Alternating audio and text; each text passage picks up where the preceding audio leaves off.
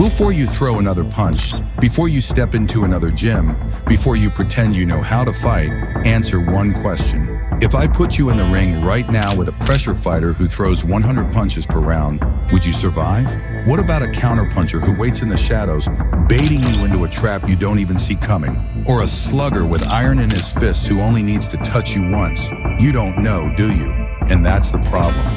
In a world of Instagram trainers, TikTok pad sessions, and fighters who care more about their brand than their left hook, there is a brutal truth nobody wants to hear. You don't know how to fight. You know how to look good on camera. You know how to spar with your friends who let you win. But put you in front of a real monster, a man who walks through your shots like they're raindrops, and you'll freeze, you'll panic, you'll run, because you never learned the science. Let me tell you something nobody in your gym will ever admit. Talent doesn't win fights. Speed doesn't win fights. Power doesn't win fights. Understanding does. The fighter who understands his opponent, who sees the pattern before the punch is thrown, wins every single time. That's why a slower fighter can beat a faster one. Why a weaker fighter can destroy a stronger one. Why an average boxer can dismantle a genetic freak. Because fighting isn't about who's better. It's about who adapts. What do Mike Tyson, Muhammad Ali, George Foreman, and Floyd Mayweather have in common? They all lost, not because they faced someone more talented, but because someone figured out their style. Someone found the flaw, exploited the weakness, cracked the code. Buster Douglas cracked Tyson, Joe Frazier cracked Ali, Ali cracked Foreman, Marcos Maidana cracked Mayweather's composure, and every style has one. By the end of this video, you'll look at fighting completely differently. You'll see the matrix. This isn't just information. This is the anatomy of destruction. Welcome to Street Fight Science. Before we dissect the legends, understand this. They think fighting is about muscle. They think it's about heart. They think if they just want it enough, they'll somehow win. They're dead wrong. Fighting isn't a sport. It's a high-speed game of chess played with human lives. And in this game, there is a difference between a champion and an executioner. A champion enters the ring with a plan. An executioner enters with a blueprint for your soul. We're about to perform an autopsy on the greatest fighters who ever lived. We're going to find the kill switch hidden in their DNA. This isn't training, this is transformation. Let's begin. Mike Tyson, the Swarmer, the Human Storm. Every generation has a fighter who defines fear. In the 1980s, that fear had a name, Iron Mike.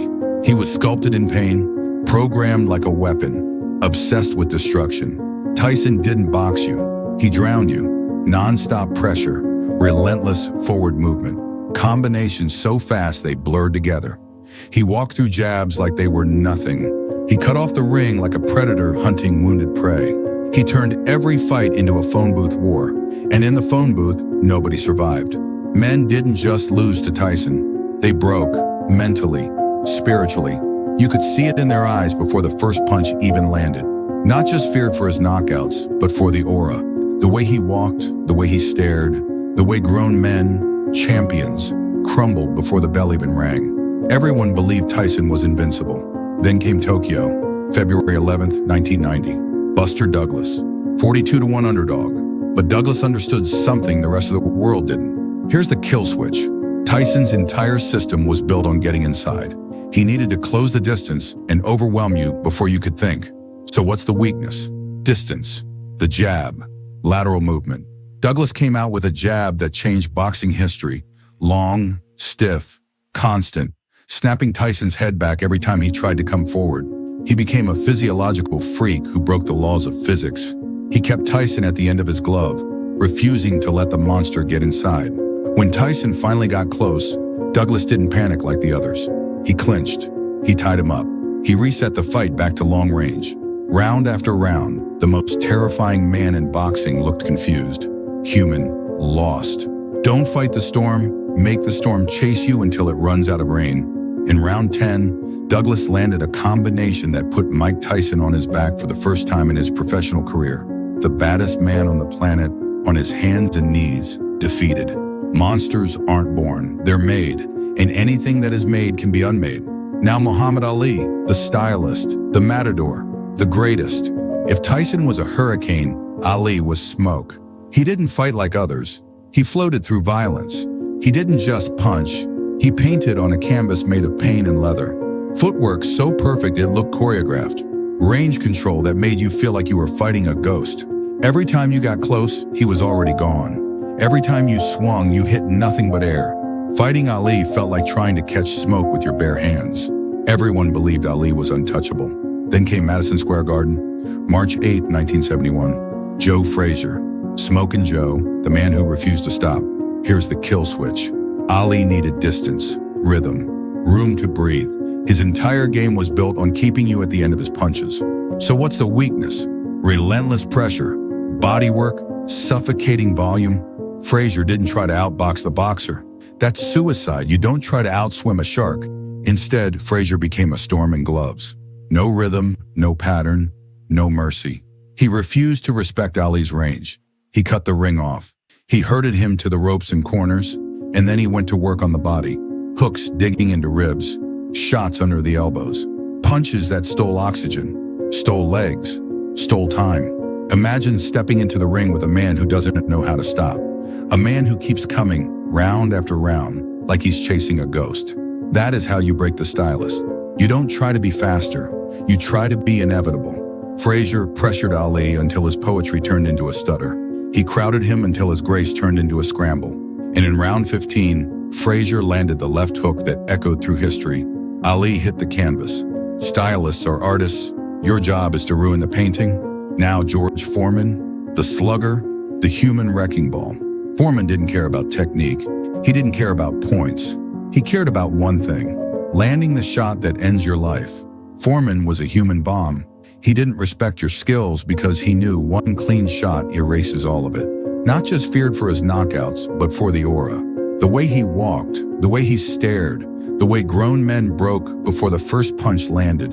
The whole world believed Foreman would kill Muhammad Ali. October 30th, 1974. Zaire, the rumble in the jungle. Here's the kill switch. Sluggers need you to stand still. They need you to engage. They need you to trade. They need you to be a target. So what's the weakness? Make them miss. Let them punch themselves out. Ali didn't trade fire with fire. He used rope-a-dope. He leaned on the ropes. He let the bomb explode against his arms. He stayed calm while Foreman spent his oxygen. Power is an illusion. Power has a shelf life. Ali watched Foreman swing at shadows until the tank was empty. And when Foreman hesitated, Ali lived in that second. He knocked him out in the 8th. Sluggers are bombs, but bombs can't explode if they never reach the target. Now Floyd Mayweather, the defensive master, the ghost. Floyd turned defense into a dark art. Fighting him felt like punching water. Nothing lands, nothing works. He frustrates you, drains you, then picks you apart. But Marcos Maidana showed the world the crack in the armor. Here's the kill switch. Defensive masters need rhythm, space, and predictability to operate. They need you to throw clean punches they can read, slip, and counter. So what's the weakness? Chaos, volume, bodywork, ugly pressure. Maidana became a storm in gloves. He didn't care about clean boxing. He pushed, he grabbed, he leaned. He made every exchange miserable. He threw punches in bunches from angles Floyd didn't want to deal with. And when the head is hard to hit, he punished the body, because body shots are harder to roll. They accumulate, they slow the legs, they take away the reflexes that make defense possible.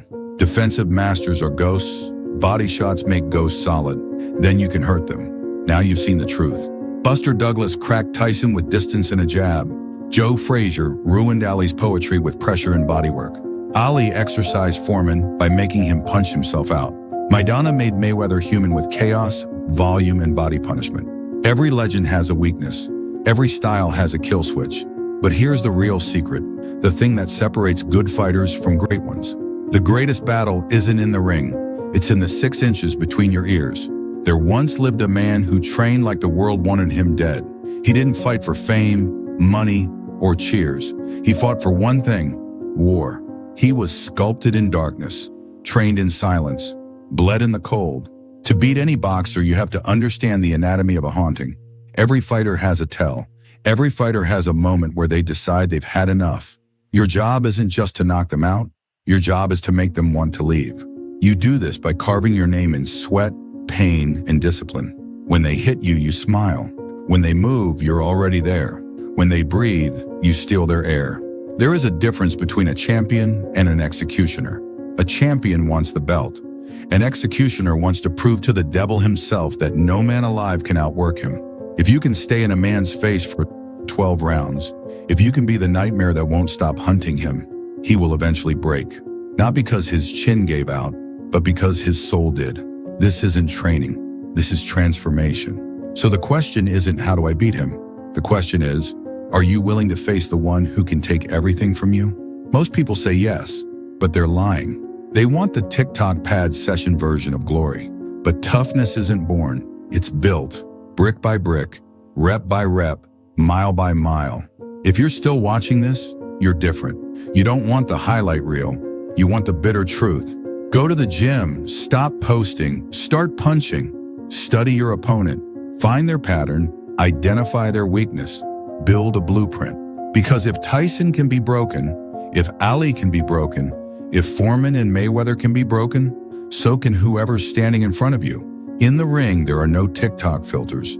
There are no excuses. There is only you, the man in front of you, and the ghost you've been running from. Turn around, face it, and win. Champions aren't measured by how long they hold a belt. They're measured by how many times they're willing to face the one who took it. If this breakdown rewired your brain, subscribe. We dissect combat. We expose weaknesses. We turn you into a student of destruction. Next video, the single most important punch in boxing and why 90% of fighters throw it wrong. Don't miss it. This is street fight science. Class is over. Now go to work.